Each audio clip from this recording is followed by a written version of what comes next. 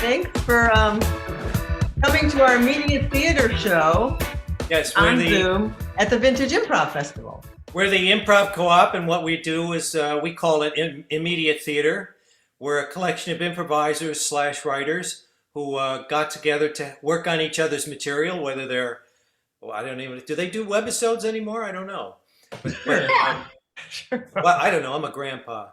But whatever it is, a play, a movie, a television show, a pilot, whatever, a poem, some people even working on novels, and we would use improvisation. So we use some of these games to help each other with their material, and we thought, let's see if audiences would like that, because we dug it. Yeah, so we started performing for live audiences at the amazing Fanatic Salon. We've been doing that for years. And just so you know, our members of our group, you see them all here. They're members of Groundlings, Spolin Players, Second City, and we all came together with a common interest of working on writing, but also using improv and then improvising longer forms for you. So we are going to present what we call theater before your eyes. So the forms we work on are longer. So we'll guide you through that and you'll hear about that. But first, let's introduce our players. I'm Deb Lacusta. Dan Castellaneta. Rick Hall. Michael Bernard. Jane Moore. Jeff Michalski. Lance Kinsey. Bernadette Birkett. Is that everybody? Sean Masterson. Sean Masterson. Oh, yeah. And Jerry Brown. Him. Oh, God. So, okay. Everyone can exit except for Michael and Jane. And this first scene we're going to work on, we call it's 3 words. And what's going to happen is our 2 players will begin the scene, each saying 3 words at a time. And then at some point, I will side coach. That's the other thing you're going to hear from time to time. You'll hear Dan or I side coaching. We're not heckling anyone. We are just trying to help along with fellow players with the scene. So we'll use classic Viola Spolin side coaches like, share your voice, give and take, and other ones that we've made up that we find useful. So this one, as they're going to start with 3 words at a time. At one point, I'm going to say restriction off, and they can do as many words as they want. And then at another point, I will say restriction on, and that will be the scene. And we got some amazing suggestions, by the way, from that Mickey put on. So people have been typing in their suggestions. So the one we chose for this one wants a location that has a view. And this is a view from a deserted cabin.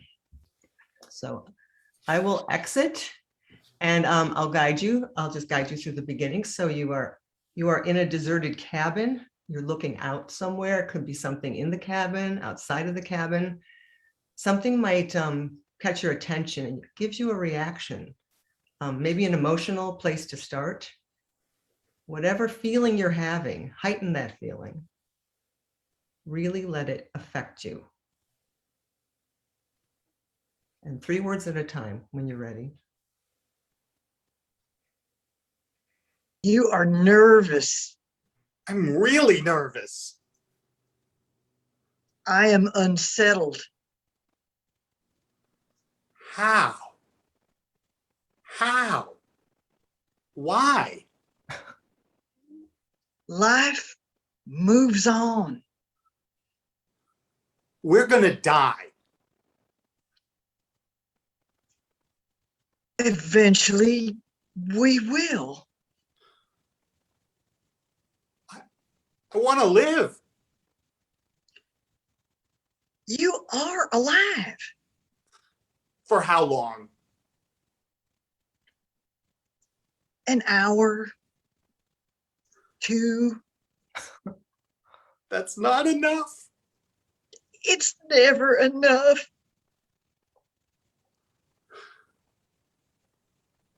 Restriction off. I can't go out this way. Explore. I'm that. too young. Everyone feels that way. Even when you're 95, you're going to feel like you're too young to die. So you just need to get your brain around it. And this is the perfect place for that. Explore right. that. Explore how it's perfect. There's no food. There's no one around here. There's buzzards out there. Yes, and they're waiting to eat you. That's what buzzards do. Well, I can't believe you're They so eat happy things about after it. they're dead. Yeah, they're gonna eat you too. I don't mind. I've lived a good life. I have become one with my surroundings. I don't need food. I don't need anything.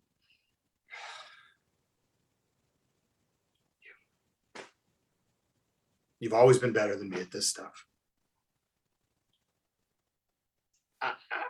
I'm gonna do it. All right, fine. We're done. Great. I have been out here so long that I now talk like this, even though we were raised together.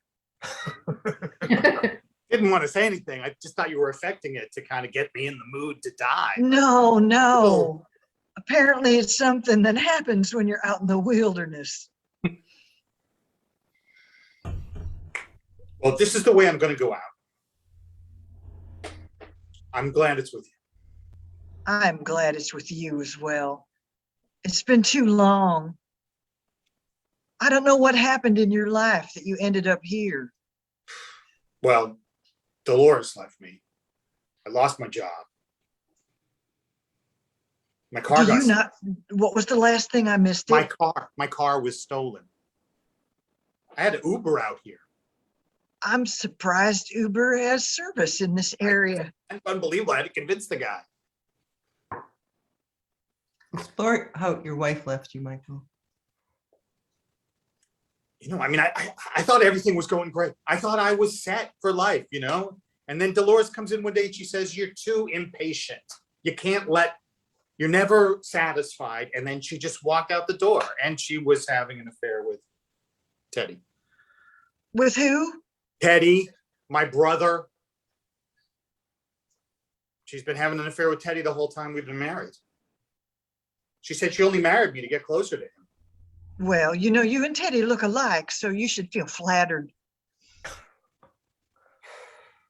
Don't be depressed. It has brought you here to the perfect place where you should be to lose your impatience.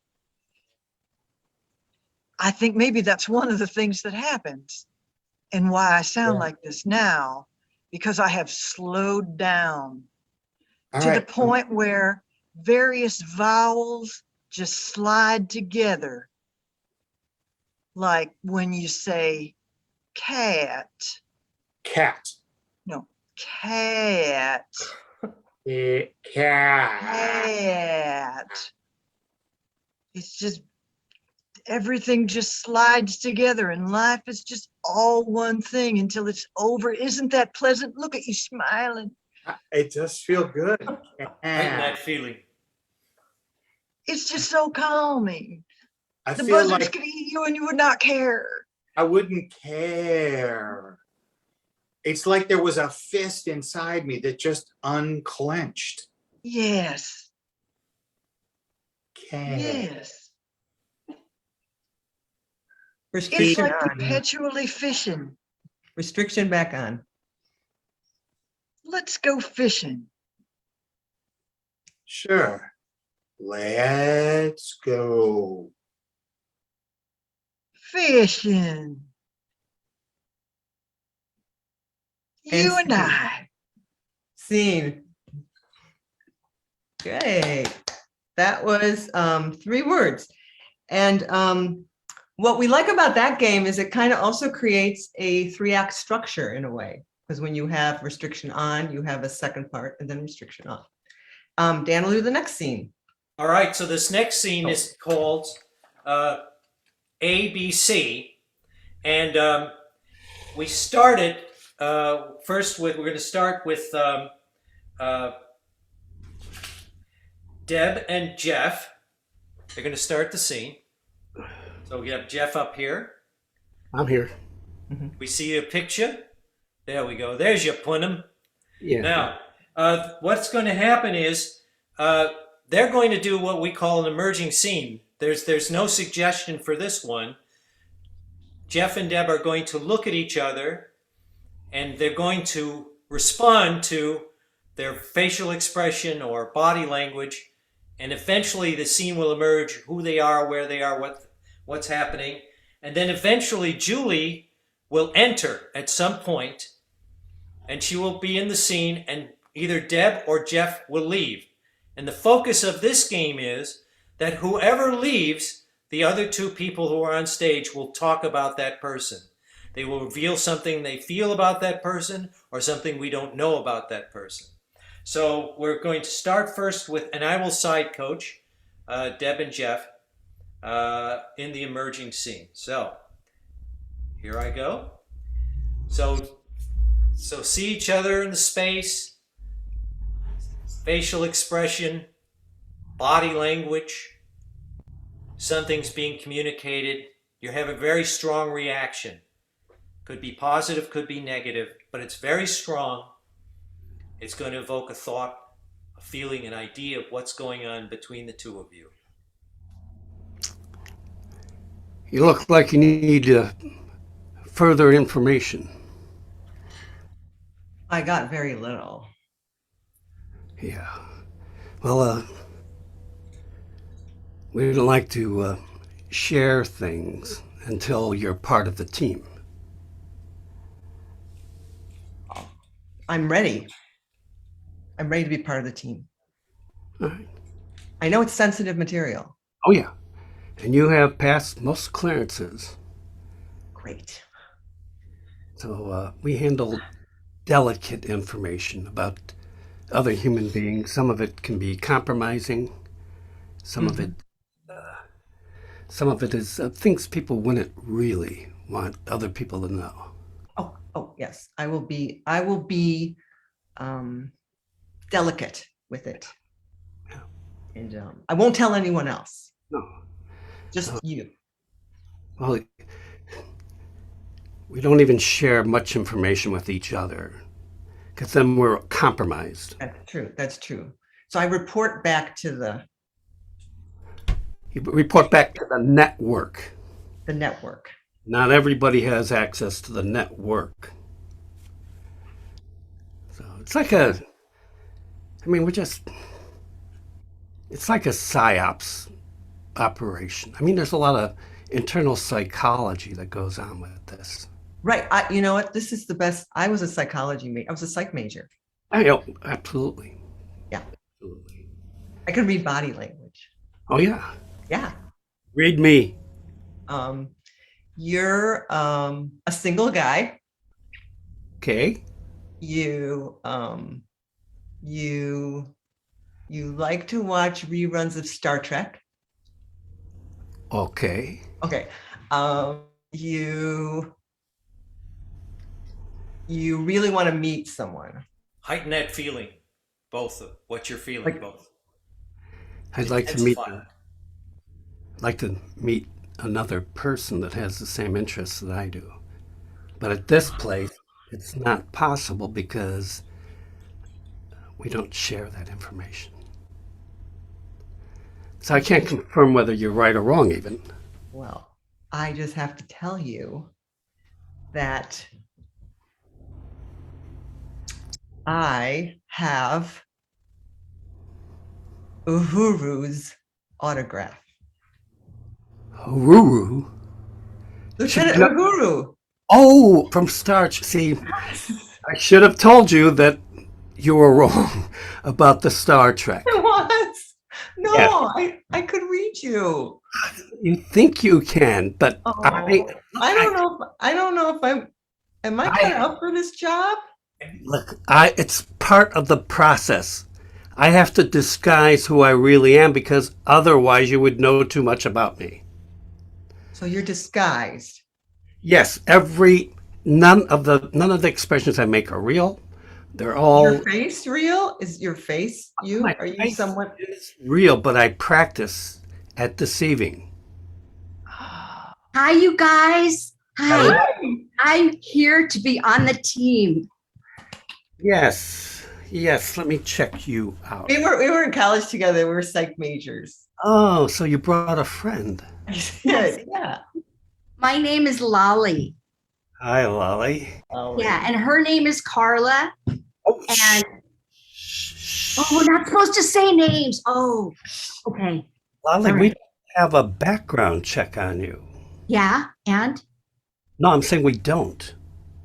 oh, well, I just really want to be here at the Spy Academy. So I just think you just have to know that my wanting to be here should count. Well, look, I don't even know how you got in here. How you I got let her in. She let me in. I just left it unlocked and she just came in. We're friends, and we were having drinks last week, and she told me about this, and I said I want to be part of it. So that's why I'm here, and I'm really excited. Because I think it's a great way to meet guys. Totally right. I Totally. know. Intensify your feeling, Jeff. this is a total breach of security. Oh, I like what you're doing. That's really spooky and good. It's real spy-like.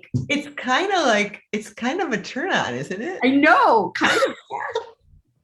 What's his name anyway? I don't know. He won't tell me. I think it's X15. Oh, cool. Cool, right? So either Deb or Jeff will leave at some point. Look, there's been a breach of security. It's not your fault. However, Lolly got in here is a total mystery to me. I'm going to walk out of the room and shut the door and Okay, bye, Gary. That's the name I'm giving you. Bye. Gary's good. See you later. Bye. He's adorable.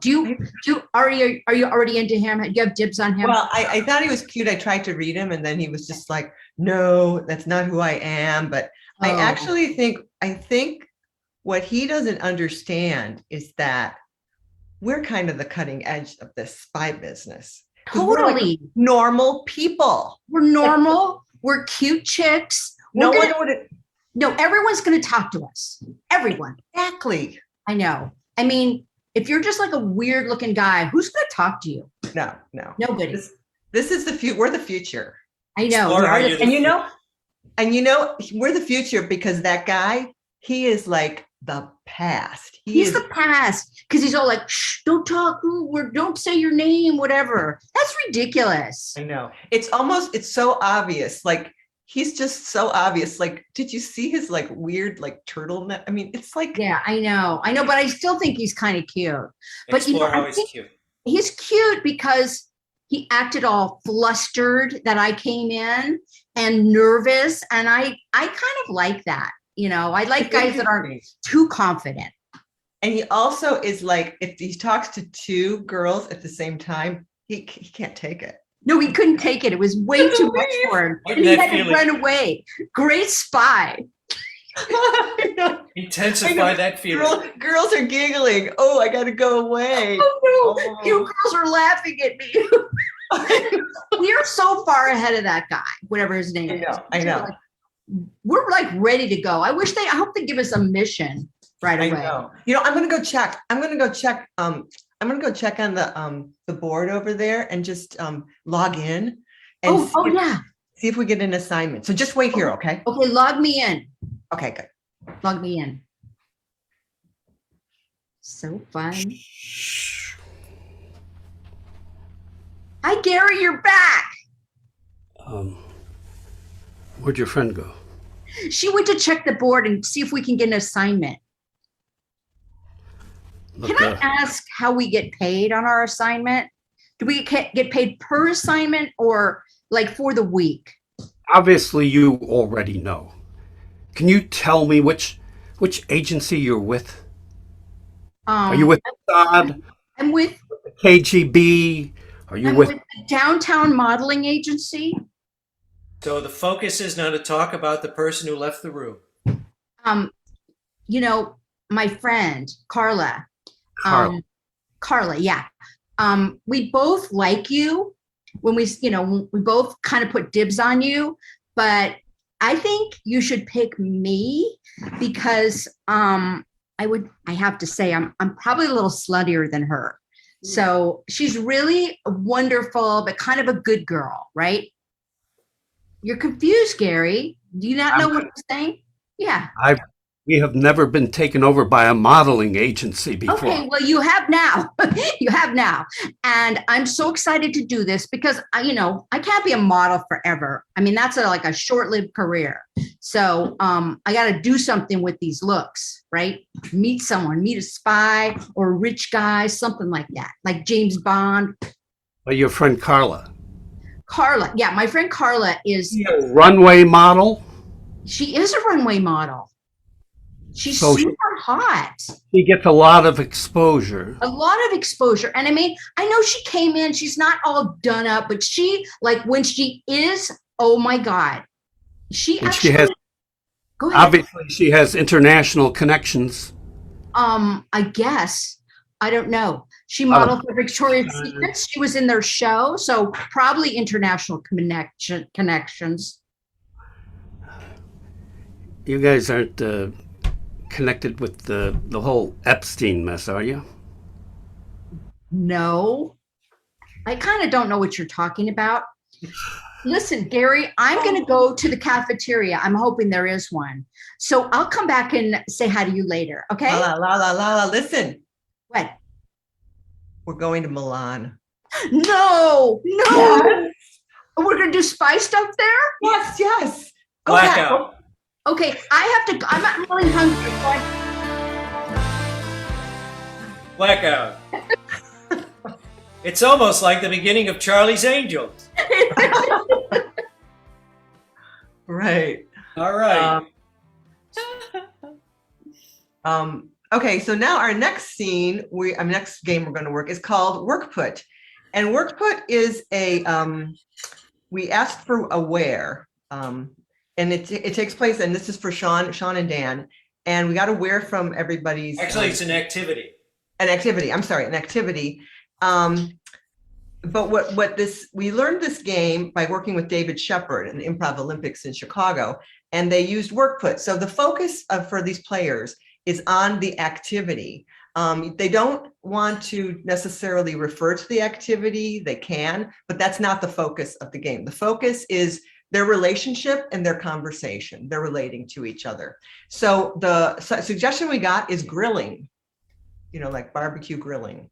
So you guys are going to be in a backyard, perhaps. Let's say that. And you are going to, back up a little with your screens and adjust a little.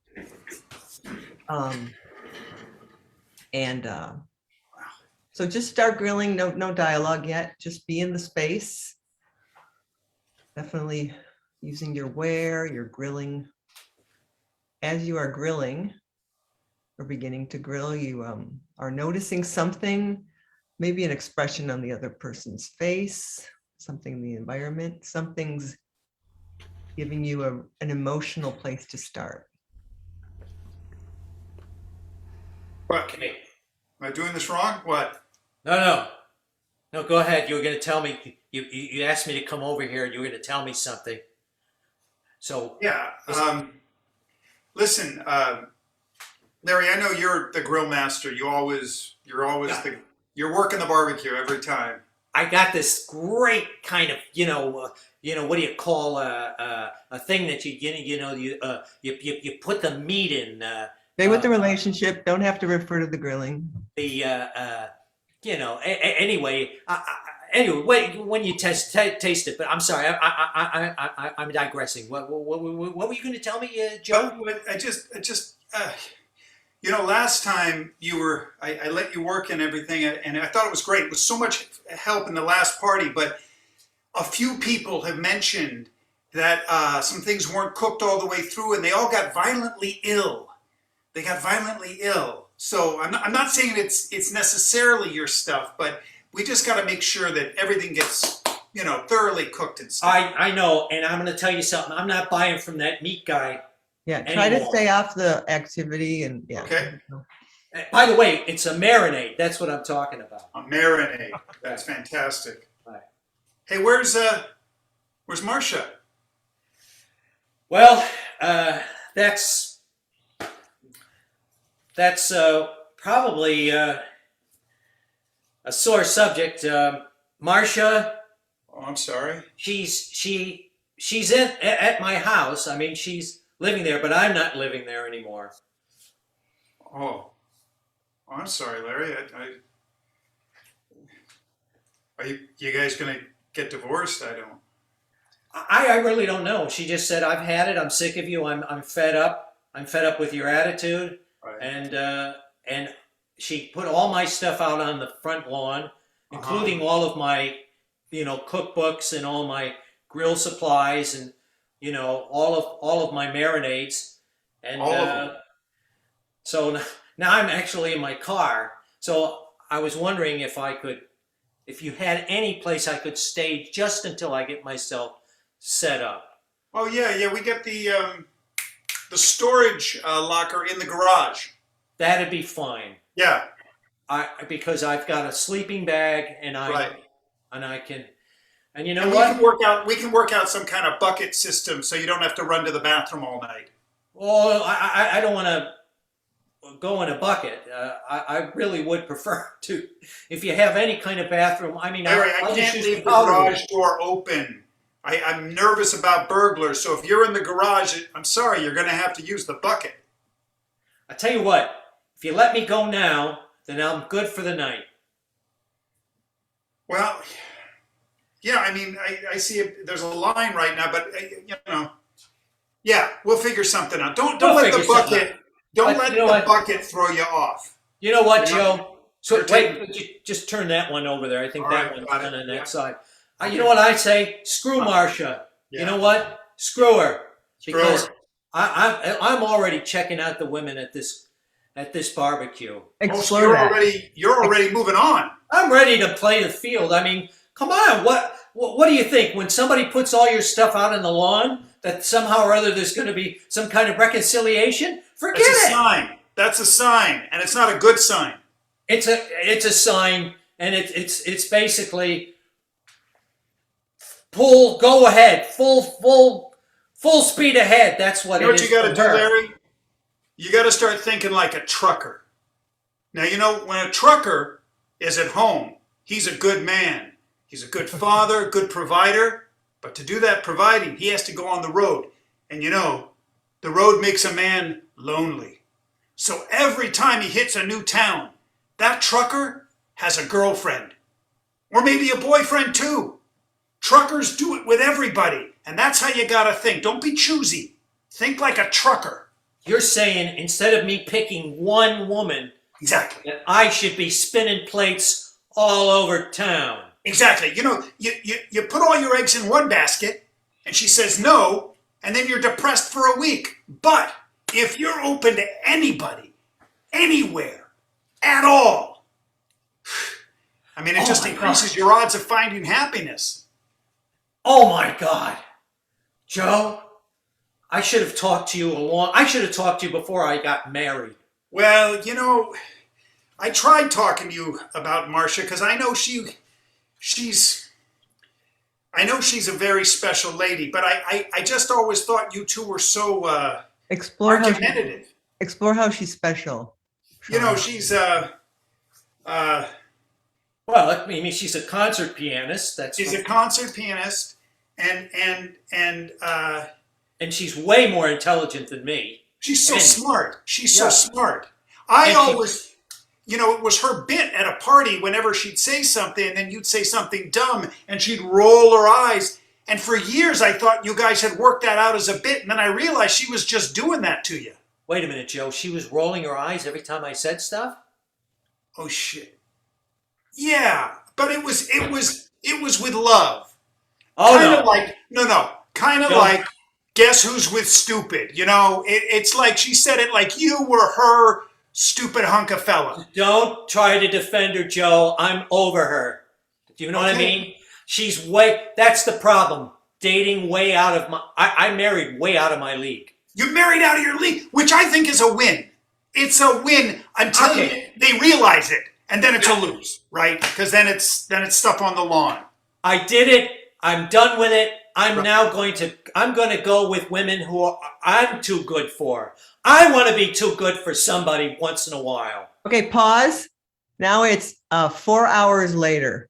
Continue scene.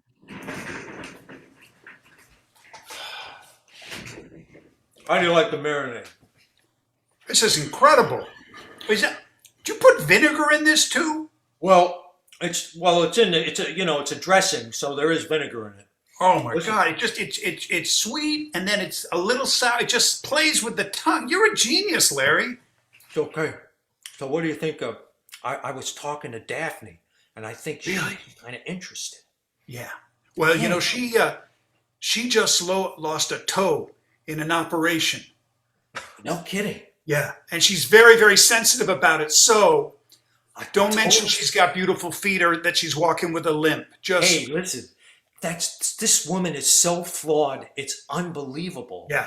She is so dumb. She doesn't get any references that I mention.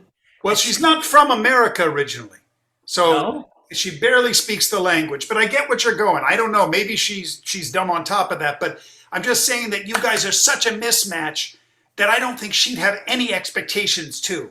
But you know, is she? I'm out of her league, right? I mean, she would be basically going up for me, right? Is that what you're saying, Joe? that's it's water seeks its own level at this point. I don't want to say who's above who. If it makes you feel better, yeah, you're too good for her. But I think at this point, this is a building year for you. So you gotta put numbers on the board. You gotta put numbers, and here's another thing. You gotta do a good job, Larry. What do you mean? Do you mean satisfy her sexually? Is that what you're saying? Yes. Because I remember years ago, that was the thing, where it was Slam Bam Larry, you know? I got mine. Too bad if she doesn't get hers. And I understand that was like a reverse feminism thing, that she was responsible for her. All I'm saying is it's like a kid's birthday party. Everybody has to leave with a balloon. But the thing of it is, though, if she's not satisfied and I am, then I can move on. You got some work to do. You got some work to do. But if she's satisfied, then she's going to want to stay with me. And then how am I going to play the field like you just said? No. But see, the great thing is, women have this way of connecting. It's like every guy gets a Yelp review, and you want to get your stars. Oh. Right now, I don't know how many stars you got, because you know Marsha's going to be talking shit about you. Wait a minute, just a second here. So there's a Yelp review for guys? Yeah, And how well it's they like do? how women talk about you. It's like they damn you with faint praise. Well, how was he? Well, he was okay if you want to get a good night's sleep. I don't know, Joe. I don't know about your advice. What are you talking about? First, you're telling me I got to play the field and not Yes. worry about their needs, and then all of a Yes. sudden, Well, I've I got to never said don't worry them. about their needs. I said you got to get the numbers up. But in getting the numbers up, you got to leave the customer satisfied. Look, I've had syphilis 4 times. I don't know if that's a good selling point. What I'm trying to say is I've been that trucker. I've seen some rough roads. Heighten that feeling, Dan. Joe, I'm going to circulate. All right. Okay, a scene.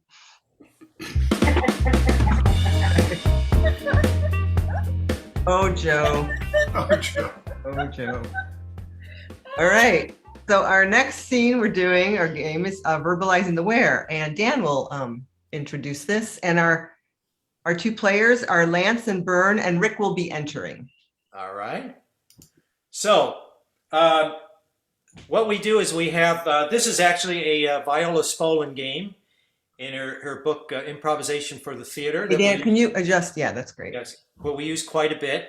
And it's a great way to kind of set the scene to start out. So for verbalizing where, we would get a location. And let's see here, the suggestions of locations. It's an that we RV. have. It's an RV, Dan. An RV. That was Yeah. the suggestion that we picked. So Bernadette and Lance will be the scene will be playing in an RV. So I'm going to start with Lance, and so Lance will then describe. I'm going to guide him through this, So Lance and Bernadette will be describing the where and what goes on for like the first couple of minutes. So Lance, you're in this RV. Now, where are you in this RV? I'm sitting on in the back RV or along the side of the RV. You're It's sitting a on the, padded the padded bench part. kind of like a banquette or something. Yeah. And what side? If you're facing the driver's side, which side of the RV is Well, it? I'm on the driver's side is in the front.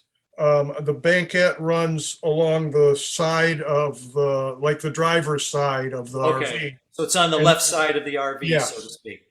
And so you're sitting there in this banquette, and and across from you, what's across from you? There's a little table right in front of me. Okay, and then beyond that, Beyond that, on the other side is a window, the window that looks out on the right side, and under that is a refrigerator. okay, and what's outside the window? Outside the window is a pond.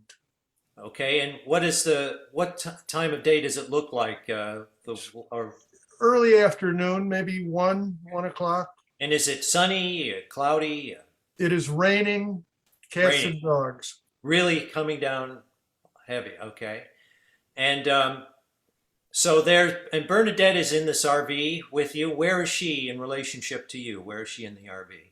She's in the back in the bathroom.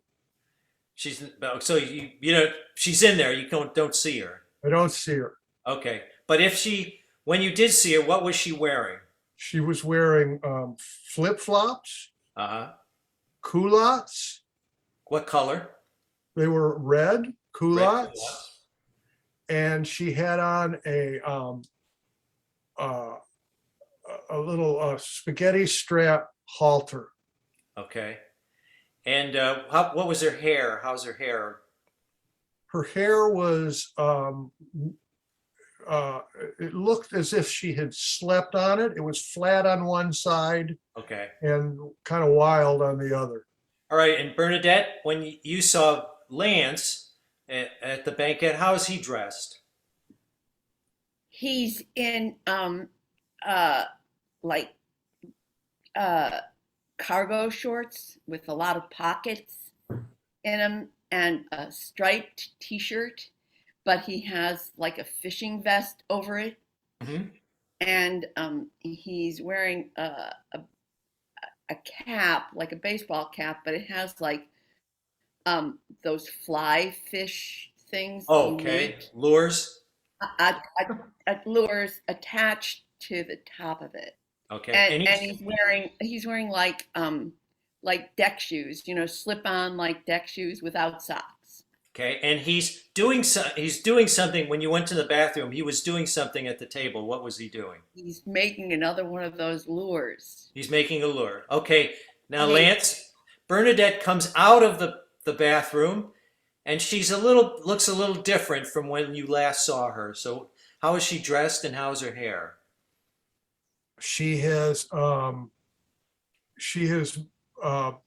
pulled her hair back into a little ponytail, and she now has on she's put on like a yellow, it looks like kind of a rain slicker, but it's really just a plastic bag.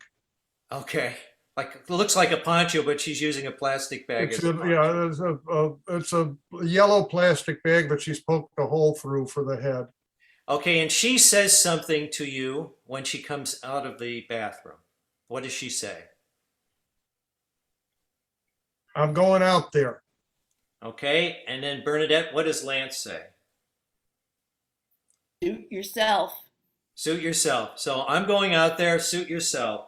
So that's how the scene will begin, and then at some point, Rick will enter. So here we are in the RV. I'm going out there. Suit yourself.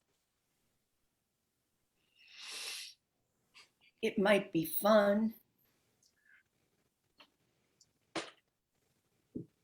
Did you look outside the window, Florine? Look, Daryl, I have looked, but we have been stuck here like this for 3 days.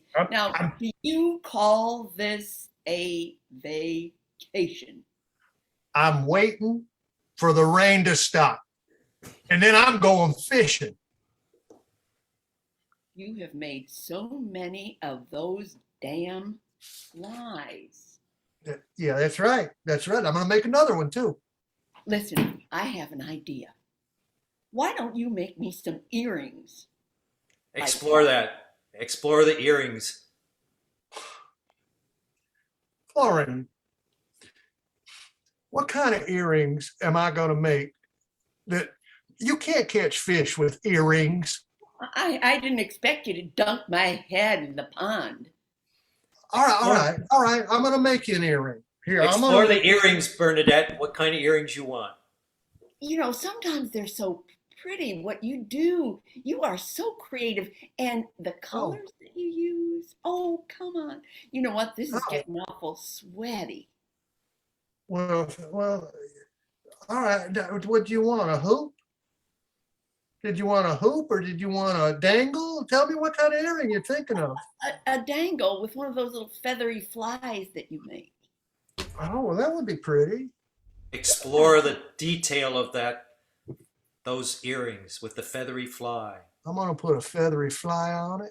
And then I'm going to put one of the dangles under the feathery fly and then hold it. I'm going to put a bobber on the bottom. You know what I'm saying?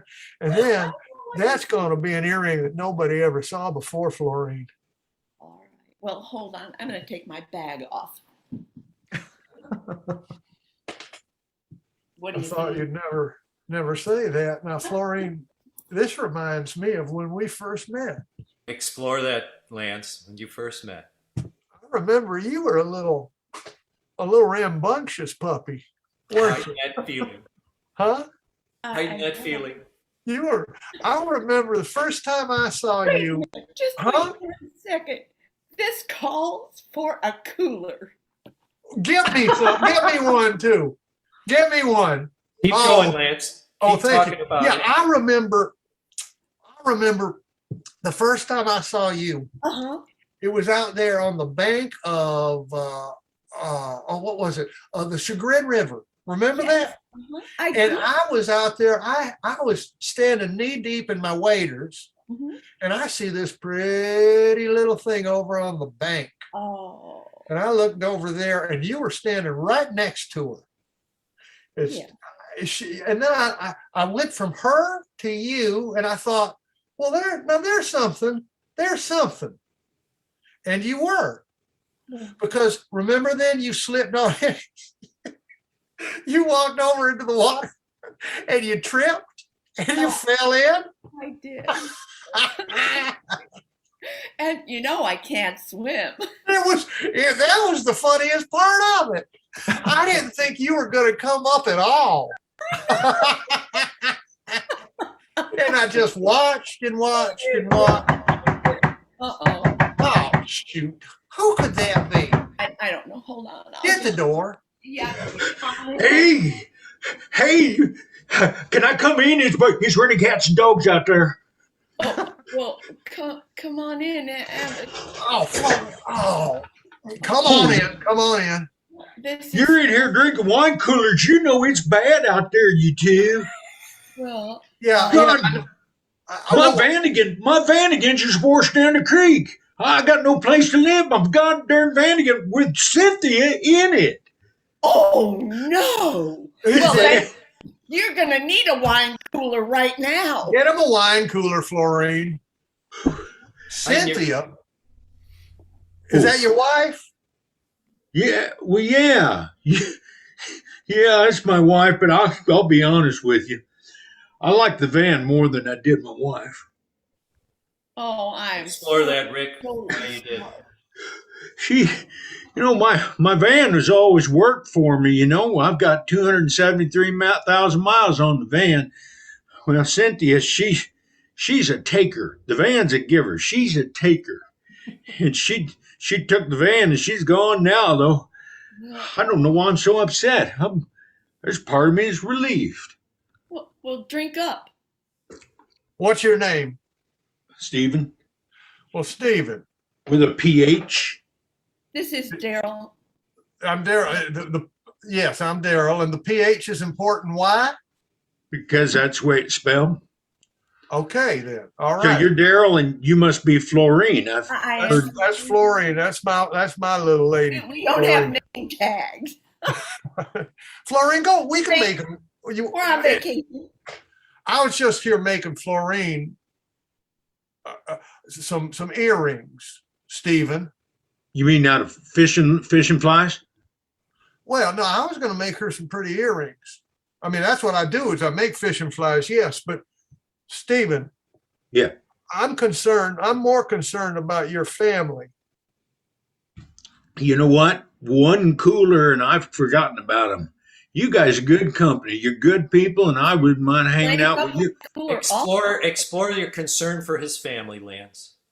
I was just thinking though, Stephen, you can't just walk into another man's home and put down roots. You got your own roots. You got your own little van down there that's floating down the river. It is floating, isn't it? It's floating.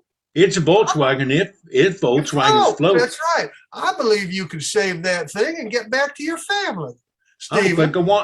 think I want to. Well, Stephen, it's not a matter of want to. It's what should be done. You understand what's right and wrong. Let me tell you something, Daryl. I see you sitting here doing fishing lures and fishing flies, and you got a beautiful woman over here in culottes and a tube top. That's right. A halter top. I'm sorry. A spaghetti strap. Spaghetti. Right. I got to tell you, Florine, I saw you this morning through the window when you first got up, and your hair was asymmetric, and I thought, there's a girl, she's comfortable in her own skin. Stephen, you've been looking in our window? Yeah. Daryl, I'm going to have another wine cooler. I'm going to get you one. I'll take one. Oh, for crying out loud, Stephen, listen. You're Daryl. What's your wife's name again? Cynthia. Cynthia. With an IE. Cynthia with an IE. I wouldn't know how else to spell it, but okay. Cynthia. I believe Cynthia would want you to come get her now. Cynthia is dead to me. No, Stephen, that's not right. You took an oath. You took an oath. No, we have a civil union. It's like a manifest destiny. We were there together long enough that it's kind of official, but it's not. Have you never proclaimed anything to her, Stephen? Have you never said, Cynthia, if you stub your toe, I'll pick you up? Have you said that? It looks as though the rain's letting up. Oh, geez, I got to get the fishing stuff ready. Stephen, I'm going to go fishing.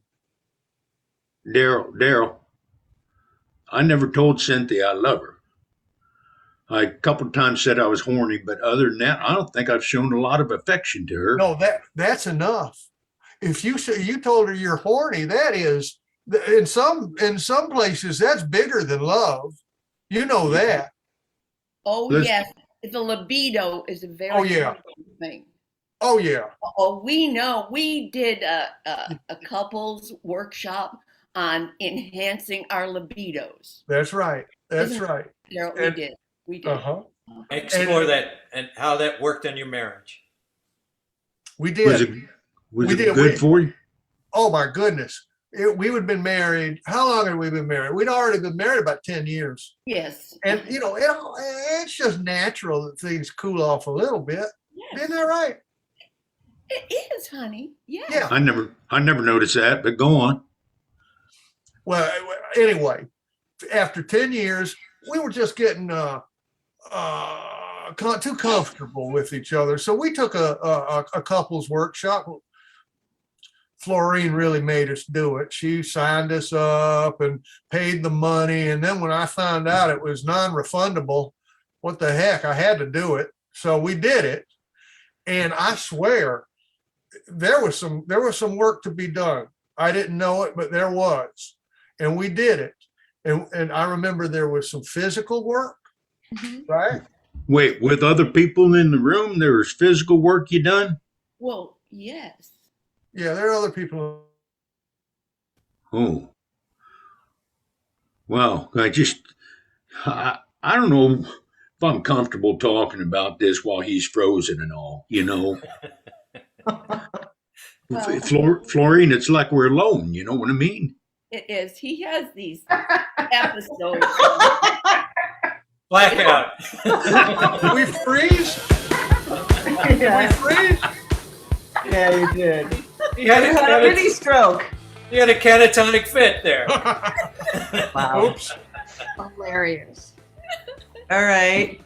So for our final long scene, this is it's almost like a play. And we're going to do A Town Called Henry. And A Town Called Henry was created by the amazing Michael Gelman, who we Yes, worked from with his in book Chicago. it's from his book called Process, by the way, which is a good book to pick up about how to use improvisation to create theater. So Dan's going to explain the game, and then All right. the whole cast is in this game. So we got you sent in suggestions. We get a name for a town, but to name the town, we asked you for a state of mind. What will happen is all the stuff that you're going to see is going to happen in this town, but it's going to happen in different locations in this town. And we'll have player A and B start the scene somewhere in town.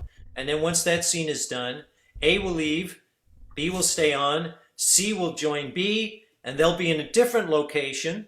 And then it'll go like that until we come back around to A with whoever's the last player was. You'll get the idea once we get into it. So since we have usually we've been picking the suggestion, but I thought maybe the group or anybody would like to pick one of these names for the town.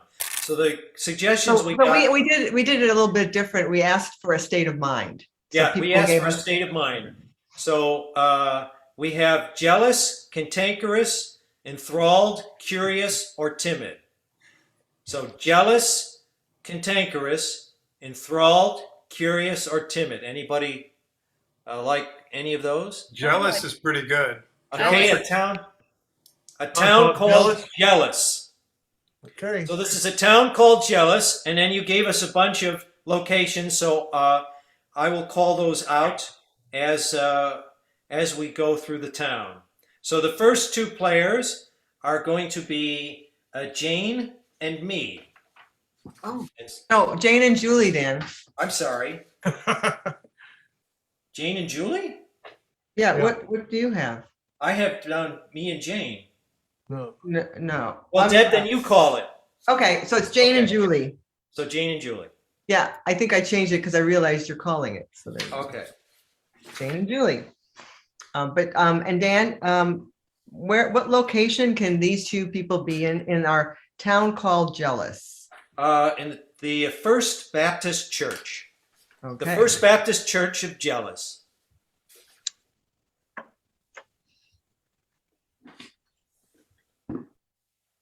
I played cards last night. Well, you're not supposed to play cards. I know. It That's was really, against the, it's a sin. It was really fun. but it's against the Jesus. Apparently Jesus hated cards. Yes, he did. So I cannot believe you played cards. I just wanted to see what it was like. And it was What so was it much like? fun. What It's was it so much like? fun. You never know what's going to happen. You can't see what the other person's doing. What was the game that you played? I don't know. Explore what you think, just what happened, even though you don't know what the game is. I don't know. You Describe had to what match happened. cards up. Uh-huh. And if you had some cards that were like the other cards in the same, then there was a pile. And if you didn't like your cards, you could, Go New fish. ones. Was it go fish? no, it wasn't go fish. Maybe it was go fish. Okay, let me ask a question. No one said fish. Did you kept your clothes on, right? Yes. So it wasn't like strip fish or strip poker or anything. Oh, no. It was okay, No. okay, good, because No. then you'd be completely burning in hell. Completely. Here's the thing, Mavis. I had so much fun. I started dancing. It just Lorraine started dancing. We are not allowed to dance. Oh my God. Like, what kind of dancing? oh, and it wasn't a kind of dancing. I was excited. Uh-huh. You might say enthralled. Oh. And I just I always wanted to dance. And I have a confession. Sometimes when I'm alone, I dance. so Yeah. you've been doing it all along. I have because it is fun. It is Heighten that fun. feeling. Heighten that feeling. So fun. And you know what record I put on? You won't even believe it. Tina Turner. Oh my God. I know. Oh my God, so- she dances with her legs open. I know it. And I do that too. Like stops. Yeah. Yes, I put on high heels and I dance just like that. Proud Oh. Mary, proud Mary. Oh, Mavis. I know. I can't go back to not dancing. Okay, so blackout. So now, So now it's Julie and Sean. We know Julie is Mavis. Jane, we don't know who she is. We don't have a name. I called her Lorraine. Oh, Lorraine, thank you. So that was Lorraine. Julie is Mavis, and here is Sean. And what's the next location, Dan? and the next location will be food pantry. Andrea.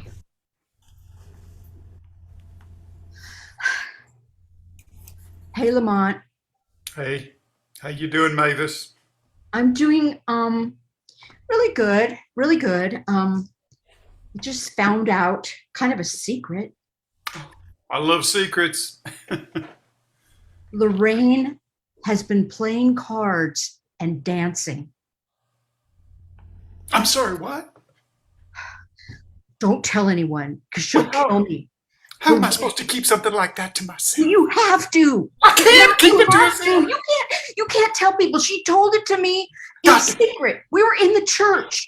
Don't you understand? The foundations of this whole town could be coming down. I It's know an that's what infection. I'm telling you because she couldn't hold it back. And you know what? I told her I've been dancing too. You too? Yes, to Tina Turner. So now I got two secrets. Yes, you do. Did she mention anybody else who was at the card game? Wait, how did I say card game? Did you say card game? No, I did not. Sure. I did not. Maybe you did. And Lamont, you're a court reporter now? were you at the card game? Maybe I was. Heighten that feeling, Sean. Maybe it was humiliating because it was a nude go fish game. It was nude fish. Oh my God. And I was left with nothing. Oh I had to go home she's taking care of her father-in-law, and there was an adult diaper, so I had to fit it on and hitchhike home. no. Oh my And I'm just lucky that there was a bus full of people coming back from Atlantic City. No one's ever lucky to be in an adult diaper. I can say that for sure. I am trying to see it. You know me. I just start going, okay, this is bad. But if you were Jesus, would you think this is bad? Okay? And when the alternative is that, no, everything's cool. I think Jesus would actually forgive people for playing cards. Not my Jesus. Explore Well, that. my Jesus would, because my Jesus is a nice guy. Your Jesus. You don't get anything done. Nice guys finish last. How'd Jesus end? Okay? My Jesus comes back to earth with the knowledge that we're all kind of not so good. And he's got a hammer of justice. My Jesus is a lot like Thor. He's got a hammer of justice, and he's got nails, and he pounds everybody's hands against a wall or a thing. Like and he goes, your how's Jesus. that feel? How's I that don't feel? like him. Well, my Jesus is a Jesus of vengeance because he's right. Well, You want Well. some food? that's perfect. Okay, back out. Back out. Okay, so the next one is Sean and Deb. So, I'm sorry, what was Sean's name? Lamont. Lamont. Lamont. And so where are we, Dan? So you are in the ice cream parlor. Okay, Julie, if you could take off your video. Oh my God. Sorry. Okay. So again, see each other in the space. There's Lamont. Hi, Kathy. Here you go, Lamont. Thank you. It's your favorite pistachio. I know. I mean, difference to Jesus, I'm not going to lick it. I'm just going to let it melt over my hand as I suffer like he would. What's wrong with you? Huh? What's wrong with you? What's happening? I have to atone. I recently did something that needed atoning. And since they're renovating the church, it's kind of, choose your own atonement. So that's what I'm doing. They're doing a choose your own atonement. Well, you know how the Reverend is. I So know I called him up and he said, I'm too busy with the renovation. Just choose your own atonement. Right. I wish I had an atonement. Well, you can atone anytime. God, you don't have to have the official designation that I require because But I I- like everything stamped. But don't you have to atone for something that's really bad? We're bored with original sin. We're sinners coming out of our mom's hoochie. You're like, we're bad. So we could be apologizing for everything. Right now I'm making a mess on your floor just holding this ice cream. I should be That's atoning all right. for I'll that. clean that up later. So I Yeah. want to know how to atone. Yeah, Like, what would I explore do? your desire to atone. You really want to atone. I feel like if I atoned, I would have more depth to me, because like more depth, like I would be a deeper person. Like, Oh, like yeah. I don't think that hard about much stuff. And I think if I atoned, I would feel like I'm floating or something. You definitely need to atone to get some depth. Like a lot of people think I'm real deep, and it's probably the atonement. I know you're deep. I know you're deep. You read the newspaper. Sometimes Yeah. it has happened. It has happened. Kathy, I don't know you that well to know all your secrets, especially since you get them new curtains. So it's really You hard like to get. those curtains? They are nice. I like denim. You can't go wrong with denim, And I like the cross stitching too, because otherwise they're plain. And I put a little of the edging on there. Right. And you really like them, don't you? I do. Well, you know what? You can't have them. They're mine. How'd you get those? You make them? I made them with my own two hands. My mom makes stuff like that, but she got Oh, wait. arthritis, so it all comes out kind of squiggly. Wonky. Yeah, wonky. Don't make them like I do. No. Hey, I wouldn't beat myself up. If you don't think you need atonement, you probably don't need atonement. But I do really bad things sometimes because I don't know if you know this, but I'm kind of a bad boy. You are a bad boy. That's why I'm kind of fascinated by you. Yeah, I'm a bad boy who also wants to be a good boy. So I'm constantly apologizing every time I do something bad boy. See, that's complexity. Yeah, but thank you. Thank Okay, you. blackout. All right. So now Lamont's gone. Kathy is still there. Well, this is Deb and Michael. Deb and Michael, and you're at the travel agency.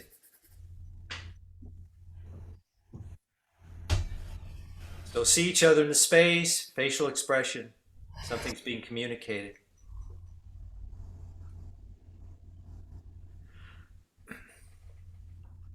I want to go away. Of course you do. Everybody does. And I can't decide where. So I'm going to tell you now. I'm going to tell you where you're going to go. That's what you want. You want to be told. I do want to be told. Jesus, Kathy. I trust you, Denver. I appreciate that. Explore that Jesus, Kathy. I just, Heighten that feeling. it's just, everybody leaves. Everybody goes somewhere but me, and I'm sending them. And now you're going. I'm going to go, but I'm going to come back. It's just a trip. Well, don't go long, all right? I'm going to miss you. Explore that. You're going to miss me? Yeah, heighten that feeling, Deb. Oh, you're going to miss me? No one ever said that to me Of before. course I'm going to miss you. You served me ice cream. Do you have Always got a smile. Denver? Do you have feelings for me? Heighten that feeling. You do? Yes, I do, Kathy. You do? Denver, tell me the depths of your feelings. Jesus, that's awfully personal. But your feelings for me. I do. You're right. No, it's fine. Okay. I just see you there across the street, Right. serving up the ice cream. When I see you smile, it makes me want to dance. I know I'm not supposed to dance, but I want to. I know they're dancing at the card games, but I'm trying to be, There's a lot in this town that's going on under the radar here. I know. It's a lot of cheating, a lot of lies. I think we should look at, why don't you come over after I close and I'll shut my new denim drapes. And Yeah. I'll turn on the radio Heighten that feeling. and then we can dance. And I Kathy. won't turn it up too loud because then everyone will hear. What? Maybe we could go away together to a place where you don't have to dance in secret. You and me. I got a question. Is dance a Well, I just usually- asked you a question, so usually you answer it. Well, I'd like to do that, but I want to go back to that dancing. This dancing, is this a euphemism? For Blackout. Okay. So But now now, it's Michael and Lance. so it's Michael and Lance. So Denver, and we're at the Moose Lodge. In the local chapter, the town of Jealous Moose Lodge. Deb, take off your video. Oh, I'm sorry. Yes. So see each other in the space there, facial expression, body language, what's being communicated, heighten that feeling whatever's being communicated, your reaction.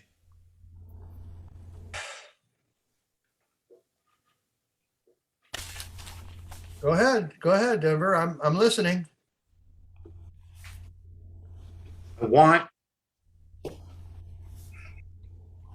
I'm asking your permission to date Kathy. Sorry, I can't give it to you. What?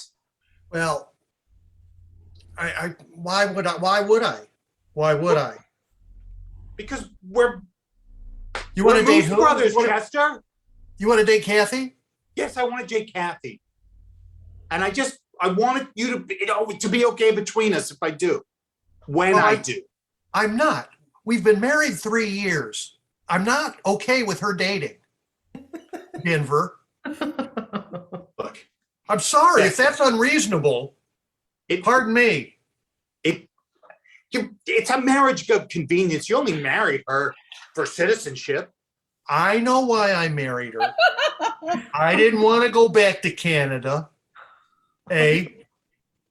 So whatever the reason was, it has nothing to do with you. This is a marriage defined by a contract. Chester, I'm dating Kathy. Oh, you think so? I know so. We're going away together. Where are you going? Someplace where they dance. Can I go with you guys? It kind of kills the mood, Chester. Listen. Getting that feeling I know like you want to she- go with.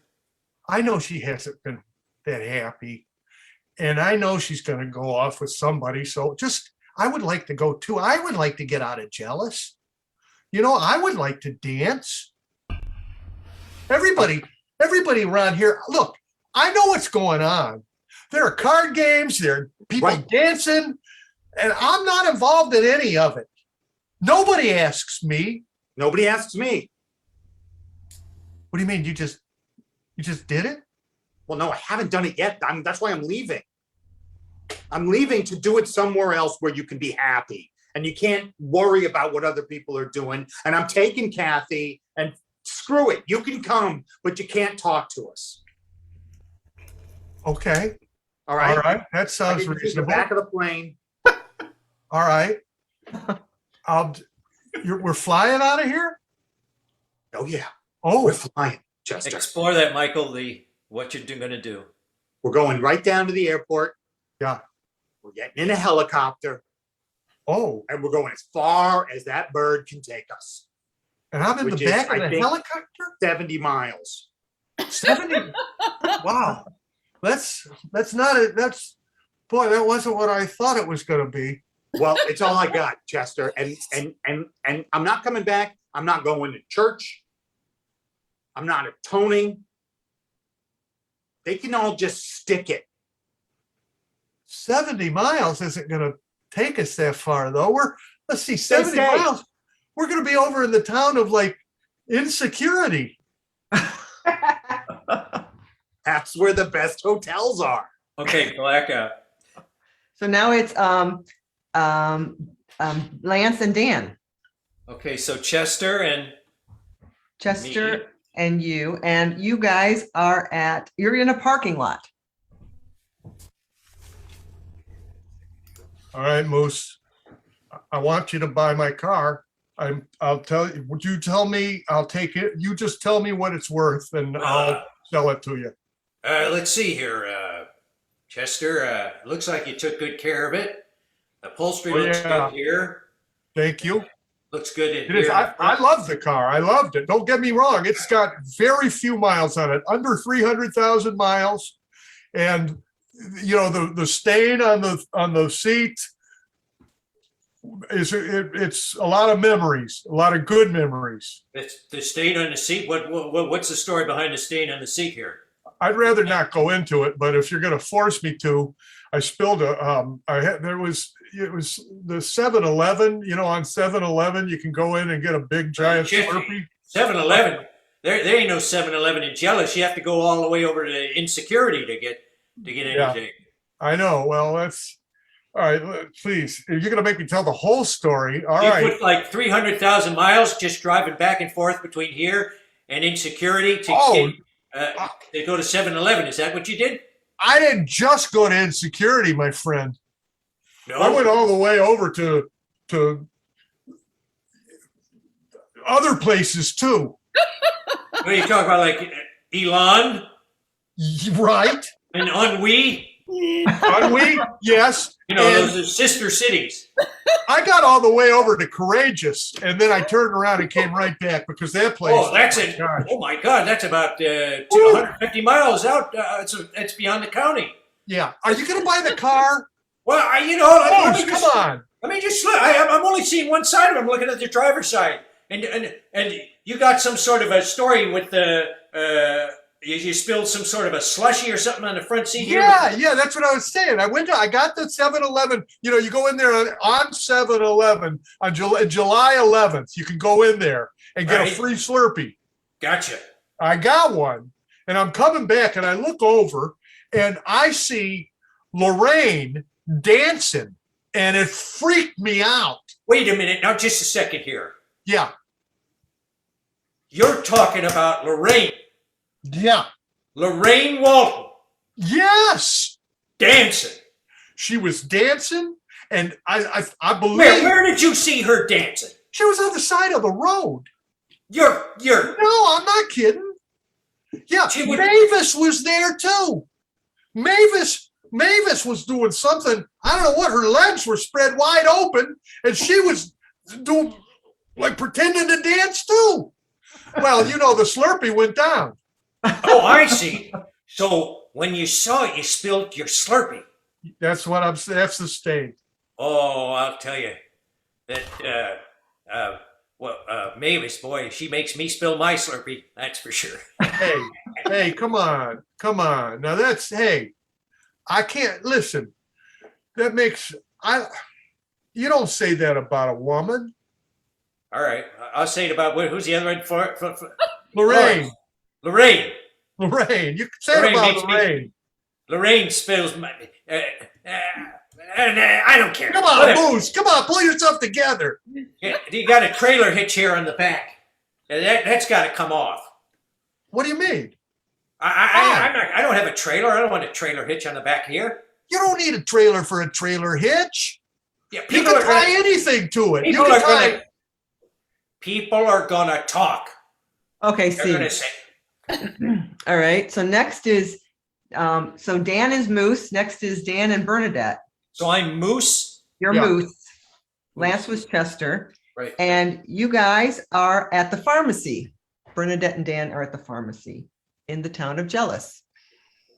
So be in the pharmacy. Hello. Hello.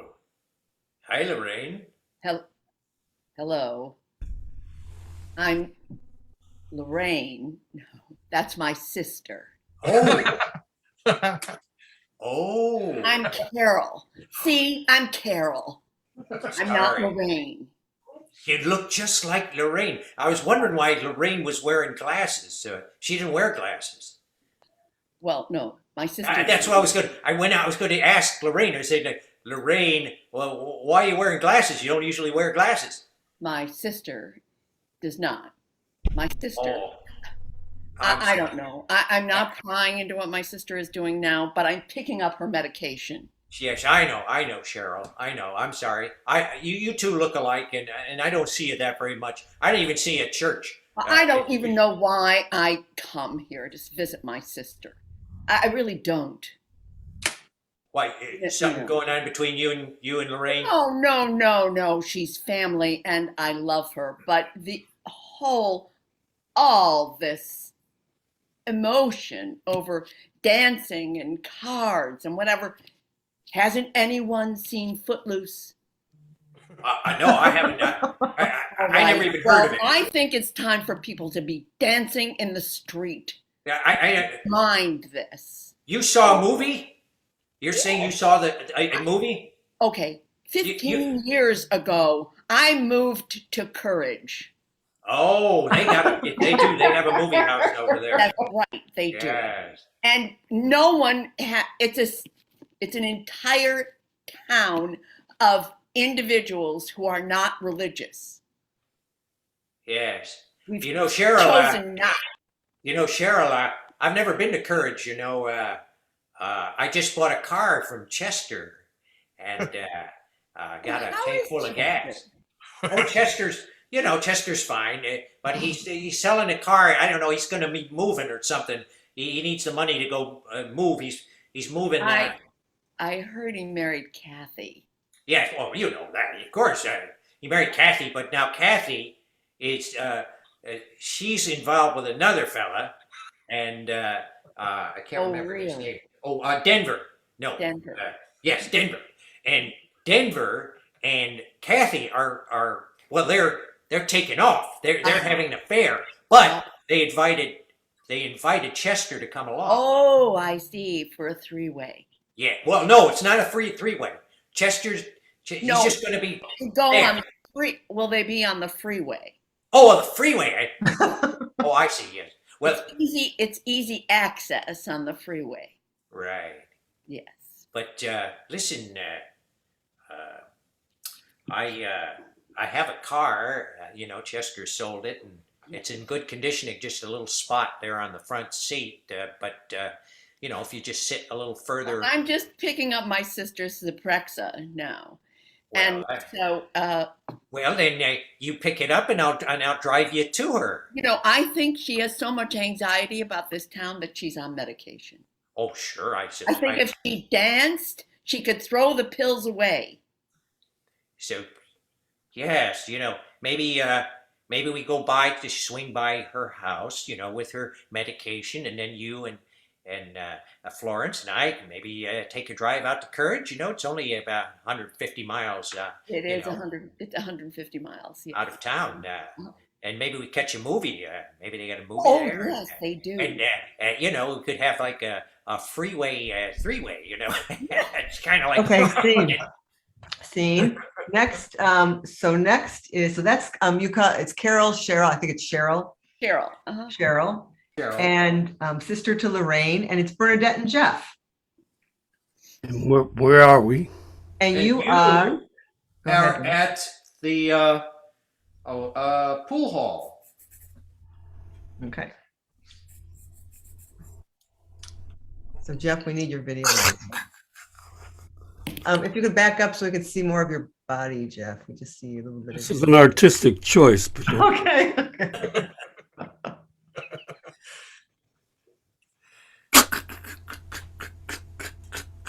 Well, we can't see your head, but okay.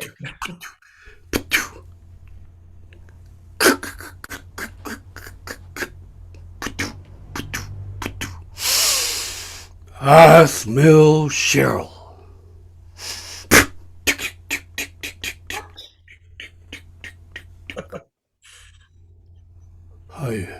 I can smell you, Cheryl.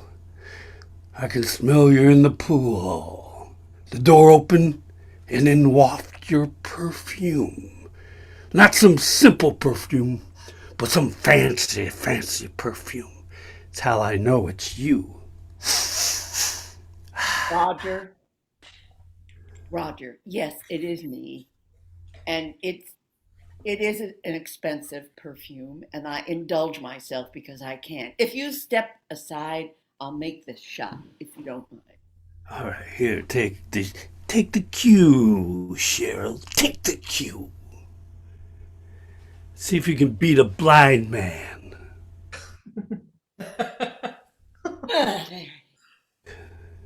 Pull in the pocket. All right. I wasn't always blind. No, I know that you weren't always blind. I took my own eyes out because I didn't want to see what was going on in Jealous. Because I didn't want to be jealous. Well, that's taking the Bible a little too far, Roger. Bible? I don't read the Jesus Bible. I read the Bible, the history of this town. Oh, okay. But the Bible does say if you lust after someone or something else, you should pluck out your eyes. Well, this Bible was like that. I did pluck out my eyes. Rolled them down the street. I want to tell you, Roger, that is not a pleasant thought. It's not a pleasant thought. This town used to be called Timid. Huh. Yeah, before it was Jealous Town, everybody was scared shitless in this town. They couldn't do anything.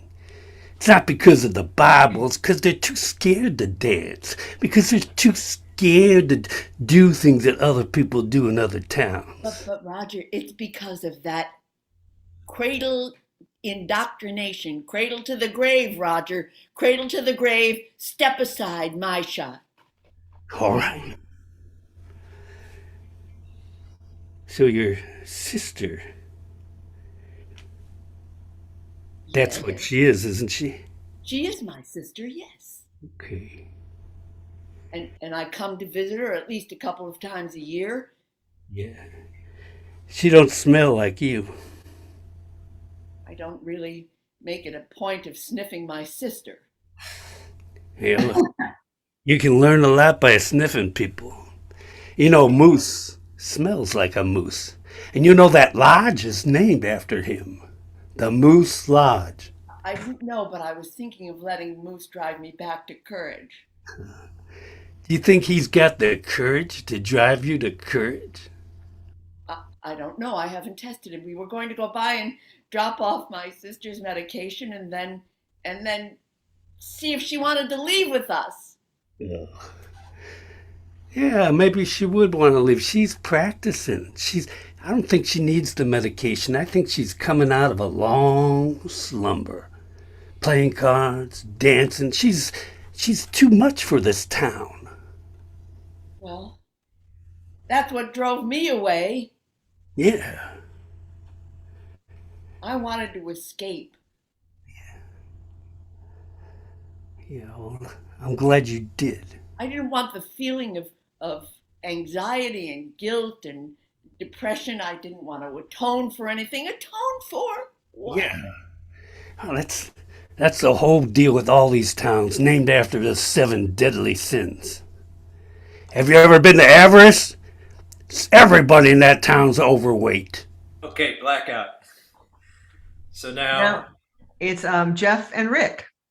Jeff and Rick. And where are they? They're at the elementary school. And Jeff's name is Roger. And Jeff's name's Roger. A, B, C, D, E, F, G, H, I, J, K, L, M, N, O, P, Q. Very good, Roger. Very good. That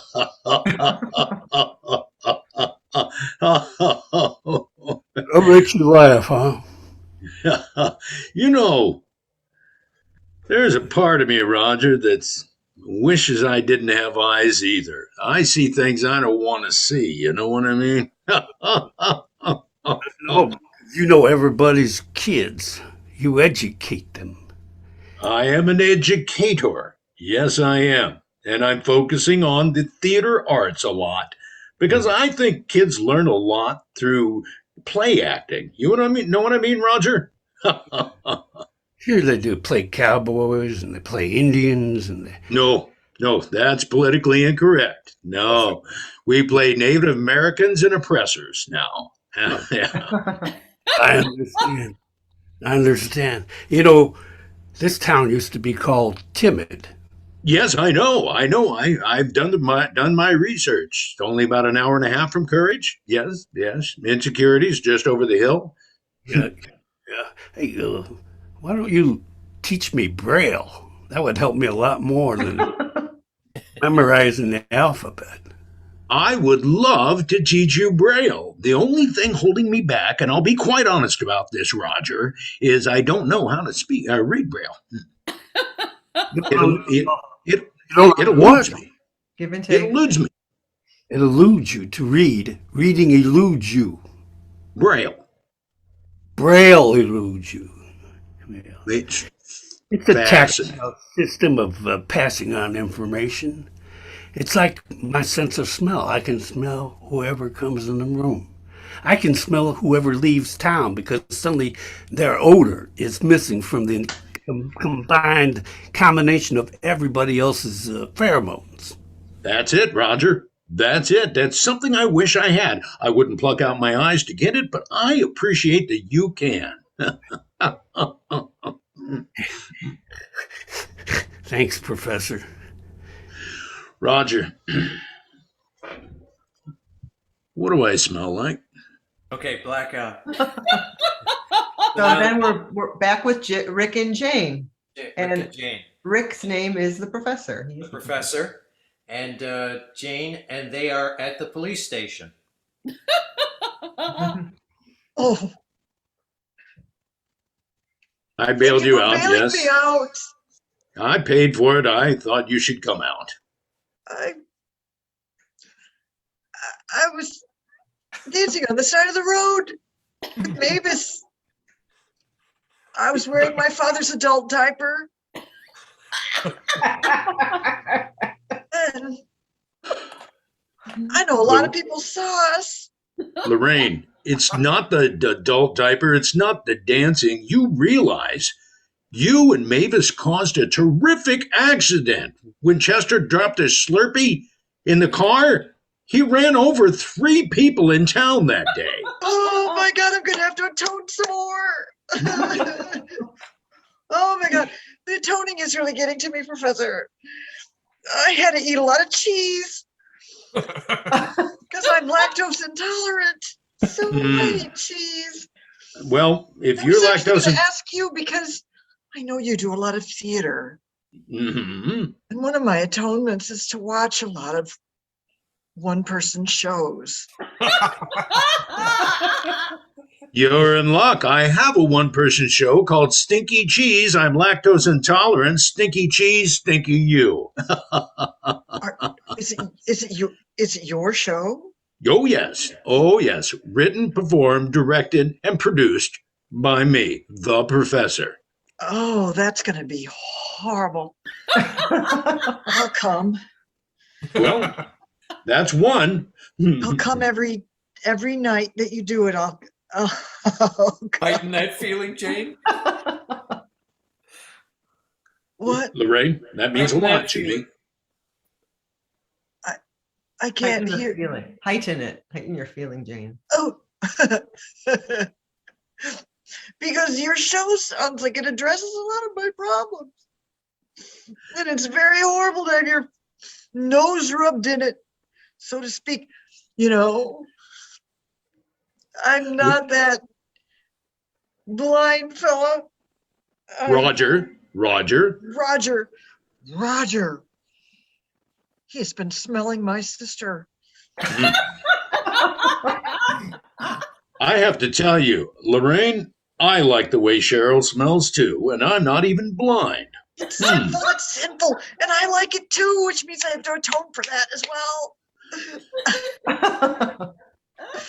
You know, I'm gonna. I want to fill up the house with a lot in the town. What? I want to fill up the house for my show with a lot of people, but did you hear Denver and Kathy left? Yes, Denver and Kathy left. That we've only got 8 people in town, and we're too short. Well, you could drive over to Excitement. They have a lot of people over in Excitement. Okay, A blackout. lot of people. Oh my God. Oh, I took the Lord's name in vain. Oh my God. Blackout. I'm in there. Blackout means the scene is over, Lorraine. Great. That is a town called Henry. Town called Henry, or A town called Jealous. town called Jealous. So now we're gonna the chat is our chat is disabled, but we're going to have the Q&A enabled. So if anyone has any questions, please post them. And we're gonna do a little Q&A, hang out a little bit, and invite Michael Gelman, who created the forum A Town Called Henry, to join us. Michael.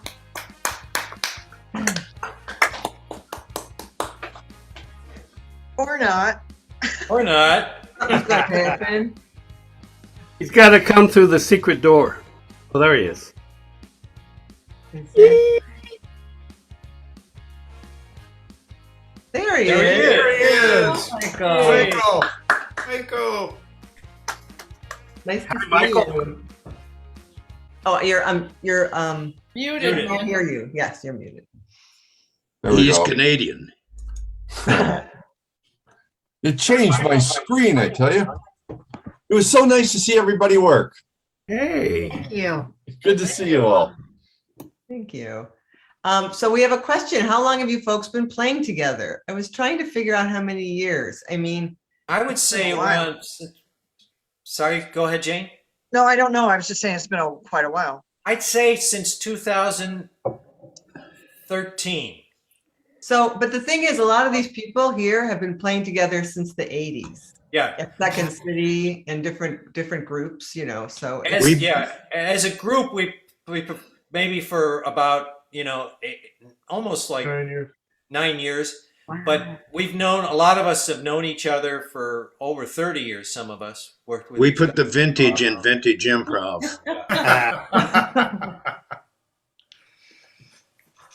Michael Yeah. Gelman, it's so good to see you again, Michael, because we did a musical version of A Town Called Henry at Vintage Improv too. So we're back doing Henry. We just all revolve around you, Michael Gelman. Oh, for God's sakes, Rick. Yeah, I'm so sad I didn't get to see that.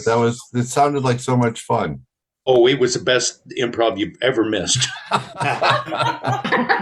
They often Isn't all are. improv great when you miss it? So Hey, I've not seen some fantastic improv. I mean, Oh, me. And neither have I. fantastic stuff. Even when you were there. Michael, how did you come up with a town called Henry? How did that come to you? The form. There was a group of people, and we were just playing around with how to get two people, kind of like a LaRonde, but I don't know if LaRonde had been around yet. At any rate, it was, we asked for an actual town, and someone said Henry, Illinois. And so we said, oh, let's call this Henry. And then someone said, Henry, son of Harold. Oh, that's So great. it was sort of like a modified Harold, I guess. But anyway, yeah. Well, it's so fun to do. It's just the most fun. We And really because it love really it. becomes about relationships. Like you're just definitely jump right into relationship with everyone. Yeah, well, so many people, the trap, of course, is everyone in we think everybody in a small town wants to leave. But now that I live in a small town, I'm really just so loving it. I'm seeing everybody who's coming and wants to stay. I've completely changed my mind I live in Hanover, Ontario, which is population 7,000. You don't want to leave, Michael. You don't want to leave because you live in a small town in Canada. That's why you don't. We do have a question here. What an amazing a compliment and then a question. From What an Robbie amazing- Hamida. From Robbie Yeah. Hamida. What an amazing masterclass of improv. So happy to see so many Chicago faces. What characteristics do you look for in an improv partner? Do you mean like a company? Handsome. Good looking. I'm thinking a partner. I mean, I guess we can just talk about our company. I don't know. Paul Sills used to say anybody that walks in the door. And that's kind of been my practice as far as it's not to demean anybody's talent. All these people are very talented. But just through the course of improvising over the years, mostly have not looked for, just see who comes in and play with them. Because everybody's unique. Everybody's got a singular essence and capability. So I would say, for me, my favorite type of partner are people who listen and people who aren't afraid to take their time. thank you, Michael. Thank you. And I also enjoy Sean. I also enjoy working with him. Yeah, I don't think I've been in, and like, I agree with Jeff, whoever comes plays, but the thing I like Michael is saying is, this goes for life too. All I ask of anybody is that they can keep up their end of a conversation. That's what I'm looking for. Yeah. Across the boards. I think that's it. It's like if you run into people, sometimes you've never improvised before, but whether they've been at Second City or the Groundlings or done Spolling games, basically everybody who's had a lot of experience, it's fun to run into somebody who's had a lot of experience in it. You immediately click. You just know that they have the skills, that they have a set of skills. What But I yeah, like is, I was just going to say, when a reality is set up by you or them, the best thing to me is when that person can just go with it and not, stop or delay or think about it. They're just in it. And that is the most fun to me, that this new reality that you just create becomes a given for everybody. Yeah. Steve Finn put up a question. He said, did any of you come to improv later in life? Advice for older improvisers? I think we've all been improvising for on 30 some odd years. But here's one thing I have found as an older improviser is I'm a lot more patient than I used to be. And it works better. Also, as far as like being a older improviser, I don't know. I mean, I'm still 12 years old, but there's you've had a lifetime of history. You've had a lifetime of experience, and that's what's valuable in improvisation. Is when it's like you just let that emerge, not by particularly telling a story about it, but having had that experience, almost anything that comes up, you have had come across it somewhere, somehow, in some form, and that gives you a lot of things. Yeah, I think one of the things you might want to keep in mind as an older improviser, that your superpower is that you don't have to invent, you can remember. Yeah. Oh, And if you can remember. it's, yeah, and so, you have your whole life to Sometimes. draw on. And, inventing doesn't work as well as actually reflecting and remembering. You've had And a lot of times you'll find that you're the easiest crutch to get into it is to remember you're just having a conversation. And if your natural inclination is eventually it gets funny, then you're going to be a funny improviser. If not, at least you make sense out of it. But it's to get out of the I'm on stage, something's expected of me. You're literally there to play tennis, like table tennis. You're just hitting the ball back and forth, and eventually it's going to go where it's going to go. And like Jeff was saying, as you're older, you have a million conversations. I used to teach a couple classes where people couldn't talk when they first got on stage. And I go, did you recently have an argument with somebody? And they go, oh yeah, I yelled at my mom. And I go, okay, just do that. And now they had all the knowledge they needed. They had all the answers. And that's what you can do as an older improviser, is you have all the answers from your own life. You just have to get past the I'm on stage in front of people thing. You've experienced loss. You've experienced relationships, both successful and unsuccessful. You've experienced job, things coming to you and things being taken away from you. I mean, you have just tons of experience. You at least can call on that feeling of what that connection is. Here's a question. I'm here for the fun too. Right. I'm here to see the other improvisers, and I am a really reliable audience. I mean, I'm really here to be part of it and to laugh. And everybody that I work with makes me laugh. And I've known Jeff probably the longest, more than 40 years, Jeff. More than 40 years. 50 years, probably. That's one question that Don Slovan has that leads into that is did you folks have chemistry on the first day you played? How long did it take to develop that chemistry? And when did you know, oh, this is a company? And I think when you're talking about improv game, when you play games or spelling games, you make a connection. I mean, that's kind of what gets you there. Oh, is everyone okay? And when you're in an ensemble, when you're working with people, you do fall in love with them. I mean, it's not like romantic love, but you love that. You love what they do. You love them. Mm-hmm. And I think that's a core of how an ensemble evolves. I'm going to say that chemistry is overrated, and I'll say it in this way, is that if you're engaging through improvisation with anybody, you're already engaging in a sense as if that person is your most trusted friend and trusted ally. Whatever's coming out of your mouth, I'm trying to fulfill it. I'm not trying to stop it. I'm trying to fulfill it. And if you're doing that for me, that is the definition of chemistry. So it's not a thing that develops. We've all been in so many different groups, and I can't think of a group where I went, oh, that group had no chemistry.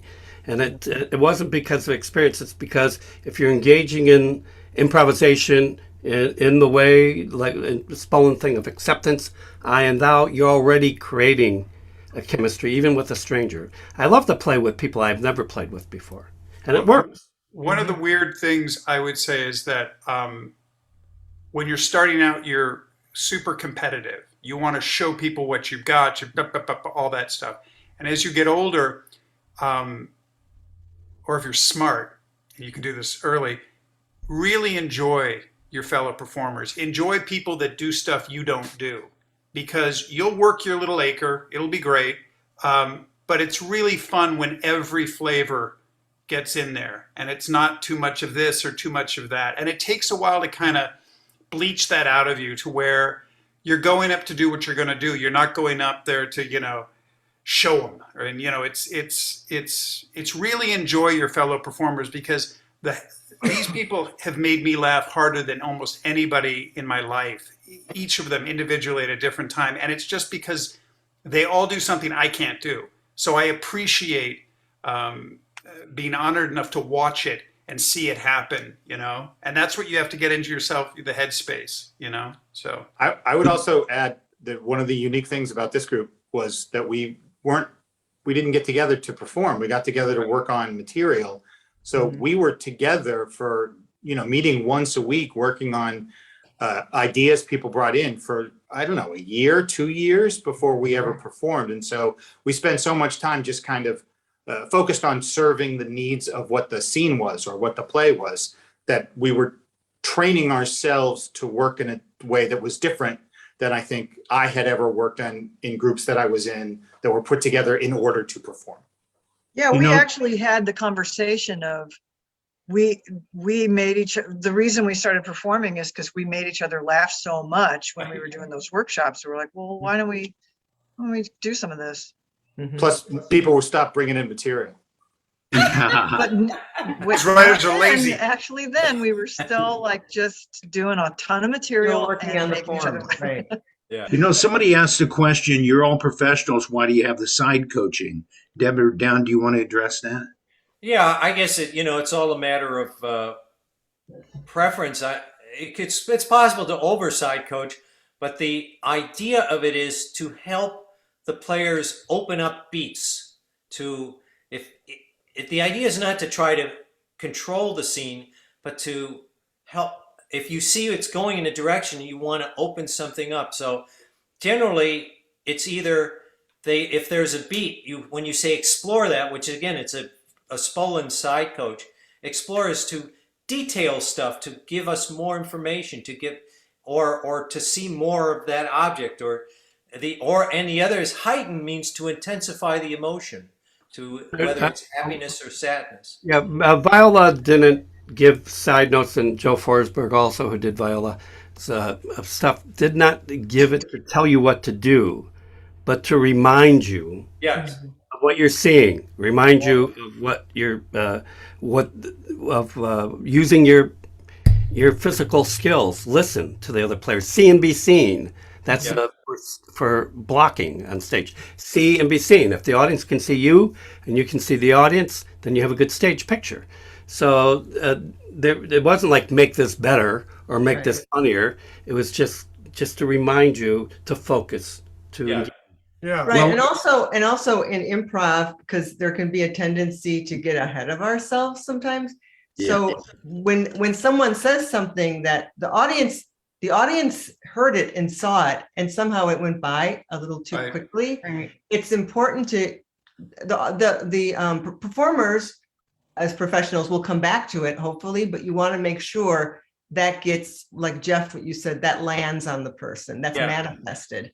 Otherwise, it's too fast. Jeff said, like, helping the players know to call attention to what's there, what they've created, Yeah, because you created something. What side coaching should do. I also think I've always thought it was really cool to have it with this group. I think it provides the audience an insight into the working of improvisation, and it shows them how we work, which I thought was kind of really cool. Like we take them inside our little workshop.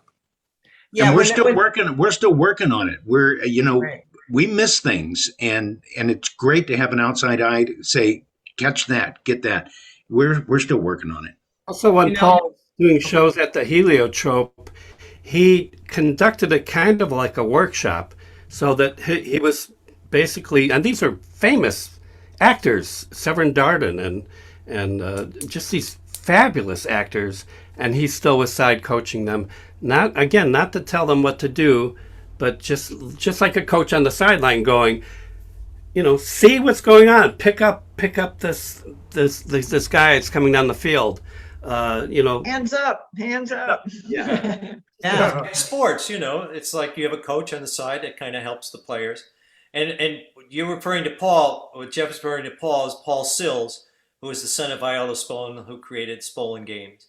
And of course, he was the director, created The Second City and Story Theater and all kinds of wonderful things in improvisation. Yeah, and he used improvisation, the skills, to create these other theatrical forms, like Michael Gelman, to create other theatrical forms that weren't games. They were big things. They were like the American Revolution, or there's a Studs Terkel show. And through it, in training, he uses improvisation, and maybe people use improvisation, the skills of improvisation in telling the story. For instance, story theater is not really written. They only come up with the script after the fact. They're known stories that you improvise. Here's a question kind of directed to Dan, but anyone can field this. How does examples of using improv training in acting, writing, producing? I mean, improv's great for everything, I think, especially for acting and for auditioning, right? And also for writing. Yeah. And getting cast in movies where they have you improvise. Most of the films I've been in, I was cast because I could improvise, Jane as well. So like Gary Marshall used to say, we give good take. And often he would just come in and go, this scene's about this, blah, blah, blah. And that's all he said. There was no script. It's just, let's see if you can do something here. And, we're skilled at knowing. So if you're the peon acting with the star, which I often am, what they need from you is reaction. It's reactive, and improv is reactive. It's your reaction that builds the scene. So I think being in a reactive state is good. It helps get your roles, and it helps make you work. There's an implied engagement. So it makes improvisers good for films, because I'm not the star doesn't make me nervous. I'm engaging with another player, and that's how I come onto the set. It's not, and that's it. I'm serving the other player, and that's what you do. And also for me, if you learn if you have, of course, dialogue, if you learn it like by rote, like second nature, like you would say, twinkle, twinkle, little star, having the experience of improvising and making up your own dialogue, you already have that experience. And so you can bring that to when you have actual written dialogue. You can, if you know it already really well, you go in there ready to improvise, even though you know exactly what you're going to say, because you may, move a little differently, or have a different kind of inflection for the first time or second time, but you're going to be reacting off of how people say it, because we're always reacting off. We're still engaged, even if you have your dialogue written out, you're still engaged, just like an improviser, taking your cue off of the facial expression, body language, all of that. You don't know what's going to happen when you walk on a set. You're in a trailer, you're a featured actor. Maybe you rehearsed for camera. That's it. And you have a big character in the film, not the biggest, but the big character in the film, and you have to walk on set ready to read the set, read what's going on, read what they need that day and how they need it, because it could have changed because they had to change a location in the last shot and in a different place and change everything, and now you have to be prepared to make that adjustment to what's happening here now. It And could as also far as be using improv and writing, that's kind of how we started. I mean, people would bring in their ideas, or they bring in a scene they wrote, and we would read the scene. And sometimes the scene would be flat. When you write a scene, it's not always. So we would say to our actors, here's the beats of the scene. Could you improvise it? And then maybe go beyond that scene and see, it kind of opens up your thinking about what you're working on, which is kind of what we've been using the improv for. I think it makes you stay in the moment too, because you can't really improvise if you're not in the moment. And then if you have lines, you realize it's just as important to just be in the moment of the scene, not to just get to your line. And how much happens between lines, you know? So it makes you really aware of that. So in terms of the writing workshop, you know, when Deb and Dan and a couple of other people myself as well, have had projects that went, you know, that they finished, they came to completion. And during the process of this, is you bring in a scene and the characters are evolving. Your fellow players are opening up the possibilities for these characters that you, as you're sitting writing, you're envisioning these characters, but they open it up more. They already understand the character. They've kind of gotten a hold of it, and each time they will, you know, read a scene and then improvise around that. You experience things that you might never have imagined, and it just throws open the door to such so many more ideas. Because Sean's right that this group brings different things, has different characters and different skills. So when somebody brings something in and has somebody who can really play that character, oh, I never thought of that guy who spoke that way. Because as writers, we get in our heads about how a character speaks, and then Sean takes it and runs in a completely different direction, and you use what we like and keep what we and not use what we don't like. There's an interesting thing we've done where somebody's working on something and they'll rotate who plays who, and so these characters now have multiple facets to it, like Rick was saying. So Rick does it once, I do it once, maybe Jeff does it once. And then when you combine all of those versions, you get a really fleshed out character that no one writer, I think, could really have pulled off. So I think the key to being able to use it is also learning as a writer, because we're such control freaks, because we have to create the walls of the reality. And those are usually limitations, that if we allow it to open up, we allow it to breathe, we allow other people to be these characters, it's a much richer final product, I think, that you ultimately end up with. One last question here, because Can I just add one thing? The first people that were performing improvisation that we know of were at the University of Chicago, and they were cross-street at a bar, and they wrote out scenarios. And they just the beats of a scene, of a story, and they tacked them onto the back wall, and different actors would come in every night and look at the scenario and re-improvise it. So there were no lines ever. It was just, this happens in this scene, this happens in this scene, this happens in this scene. And that's really what our roots are, is that that type of freeness, openness, and making things fresh every night. The last question's from Logan. And she just asked, this is a quick question.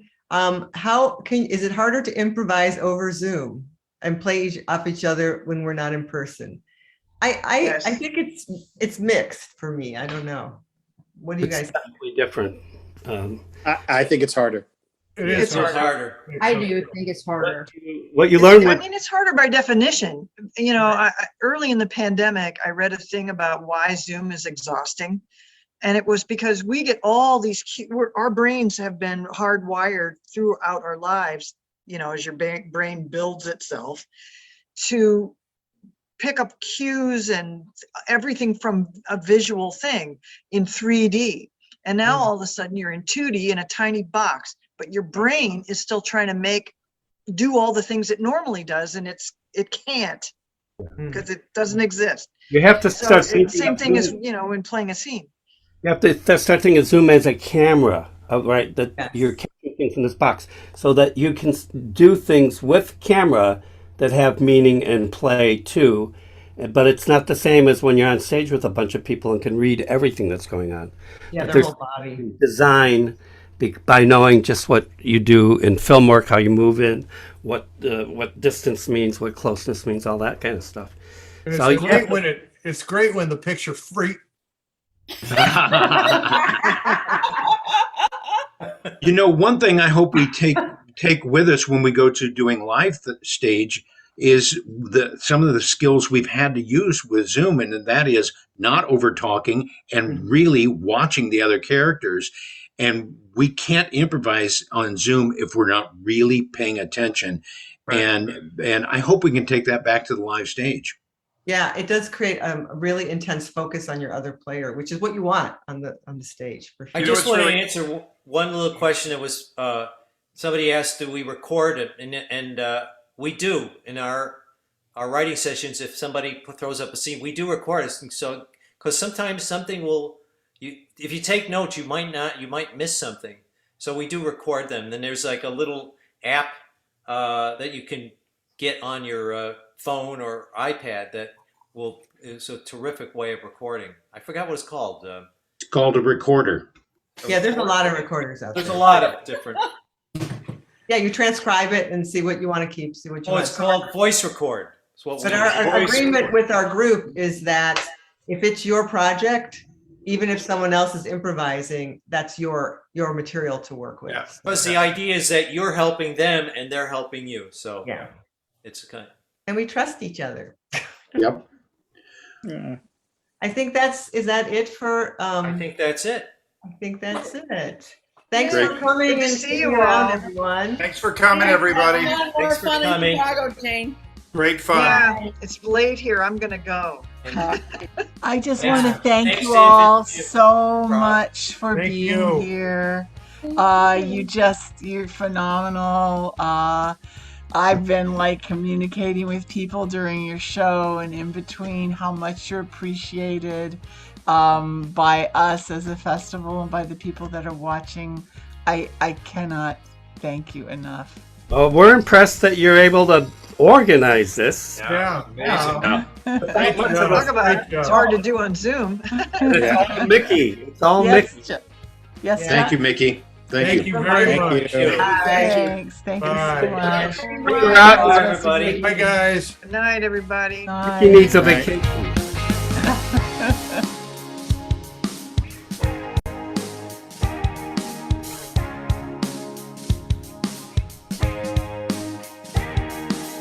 Thanks.